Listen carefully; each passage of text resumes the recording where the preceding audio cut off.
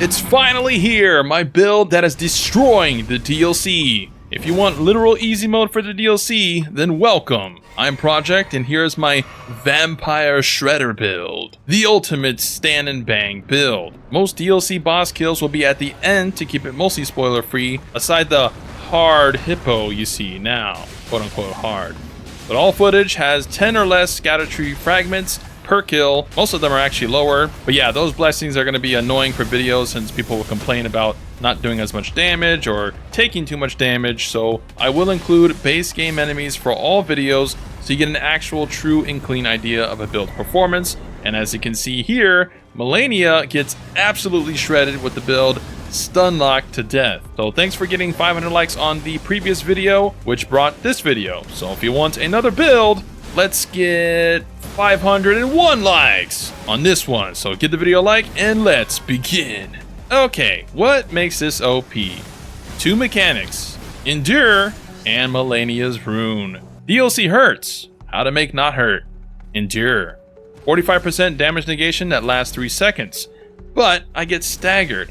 How to not get staggered so I'm not interrupted. Endure. I initially went for 101 poise, but it ended up not being enough, so Endure was the answer. We still take damage though. How to heal back. Melania's Rune, which got buffed. Thanks Miyazaki, we know you love Bloodborne, but it essentially heals you back damage you've taken if you hit soon afterward after getting hit. So because of Endure, I can attack while being hit and heal most of the damage back instantly. You will rarely have to heal with this build if you press Endure every 3 seconds and attack afterwards, aka easy mode. But keep in mind, Erdtree blessing level, later enemies hit much harder and they attack non-stop and have all this poise and all this crap, so you still want to get as much fragments as possible. But this is a multi-weapon build, so let's get straight to the stats. This is a level 150 strength arcane build, Prophet class, although it gets 150 with Hero, Vagabond, and Wretch as well as alternatives. 59 Vigor, 15 Mind to cast my buffs without drinking, I always get 50 Mind.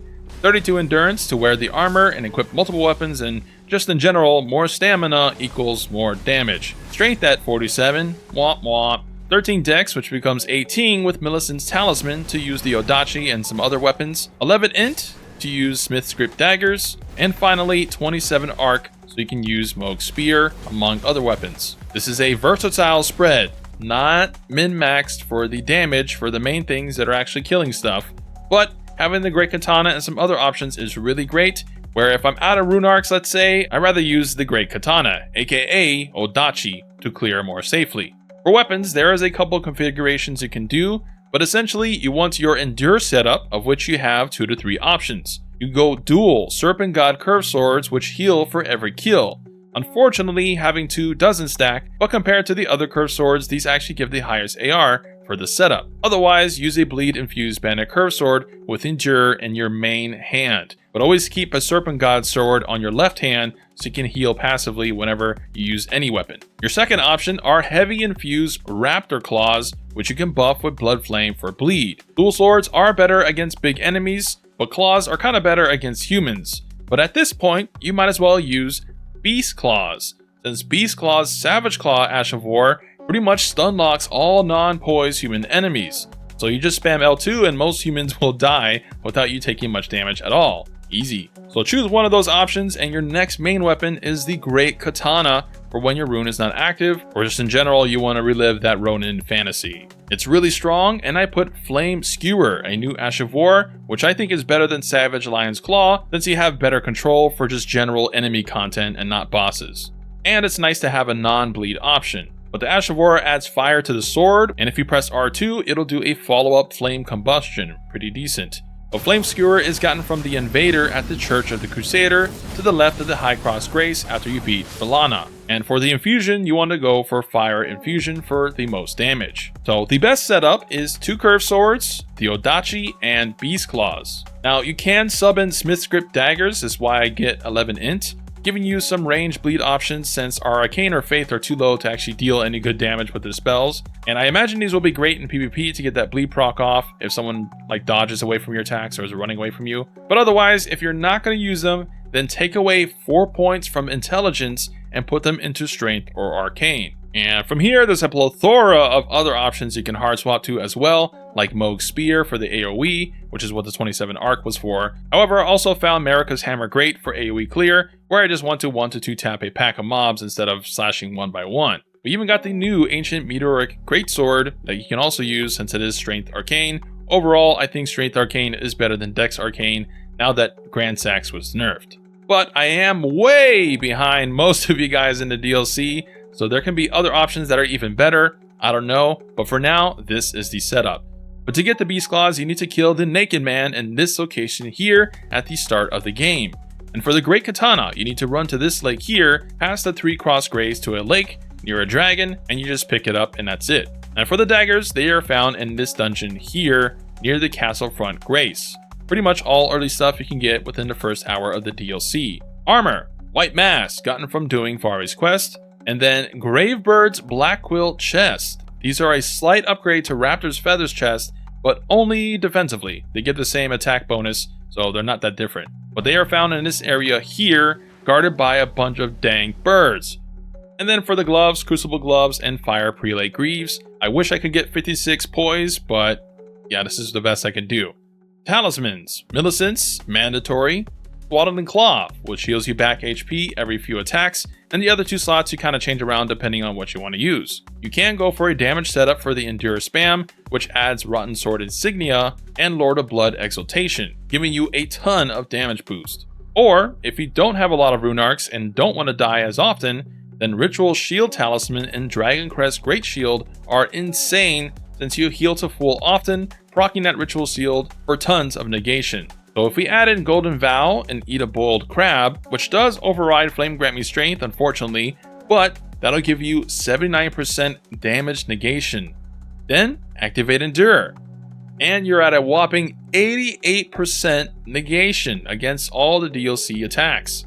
And that's only with the level 10 Scattletree Blessing Tree thing. I'm just gonna call them Tree Blessings. I hate that name. But you can go to 30 Faith for Black Flame Protection, but you only go up to 2% more than the Boiled Crab, so I don't think it's worth it. But for the Adachi setup, you want Alexander's Shard to boost the skill damage, and then the new Two-Handed Talisman that boosts attacks while two-handing it. This is gotten from the Temple Town Ruins in a chest by following this long-ass path shortly after a Lana fight, past the Field of Golems, and jumping on this ledge here, and up and past the Hornset Warrior is the Talisman. For Flask, I pretty much wasted all of day yesterday running to the Roa Ruins and killing the Fire Giant to test out the new Heal on Attack tier, and was disappointed. It seems to be less than 15 HP per attack, so for a tier, that's just not good. You'd probably just get more healing from the Healing Over Time tier instead, which is from the base game. But my usual setup is Consecutive Attack tier for damage, or you can go with Crimson Whirl, which will save your butt if you're on low life and is also really good with the Adachi setup. And the second slot is for the new Unlimited Stamina tier. This only lasts 30 seconds maybe, but this allows you to rush into a boss room and just zerg them down with non-stop attacks. Really strong for melee builds. You get this from the Fire Giant near the Cerulean Coast Grace in the lower part of the map. And to actually kill the giant, since you can't bleed, I would infuse your left-hand curved sword with Cragblade and keep the Endure on the right, and just spam jump attacks, jumping over its fire stomps and using Endure for anything else, which you can see barely does any damage to me.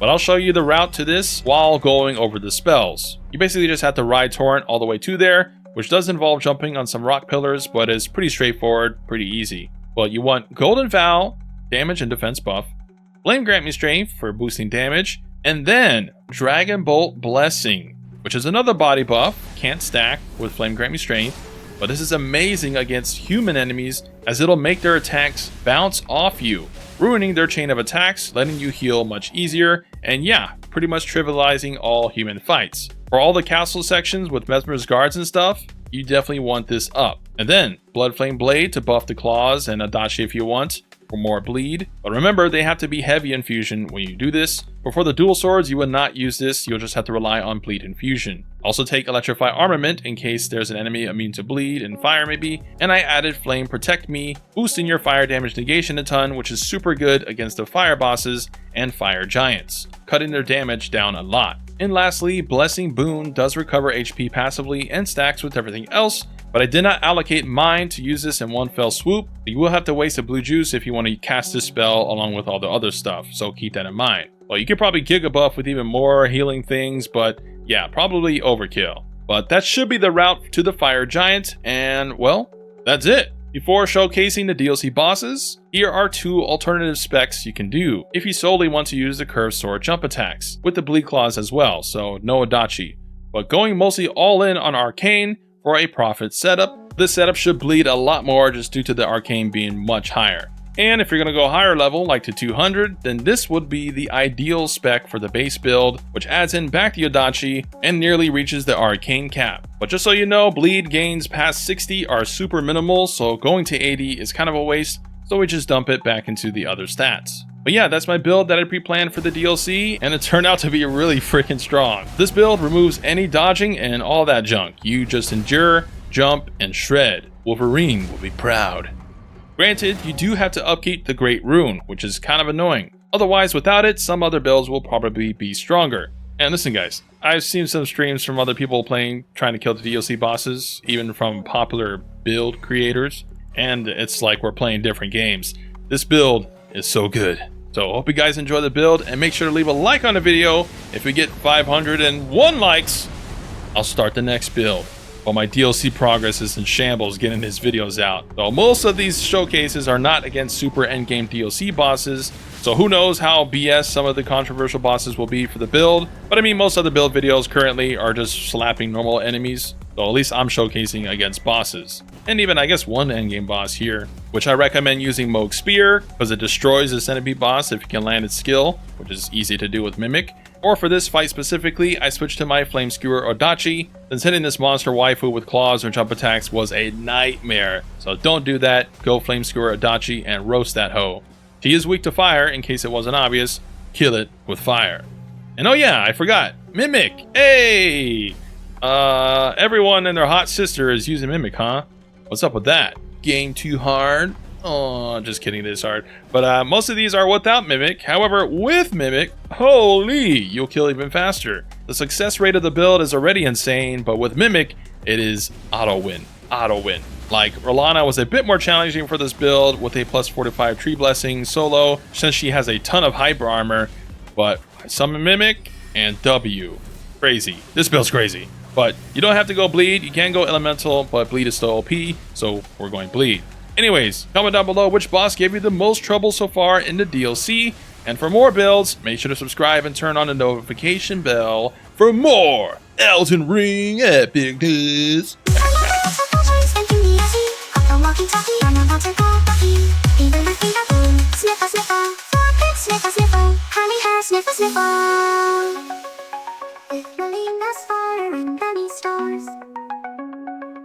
Farming goes near and then many stars.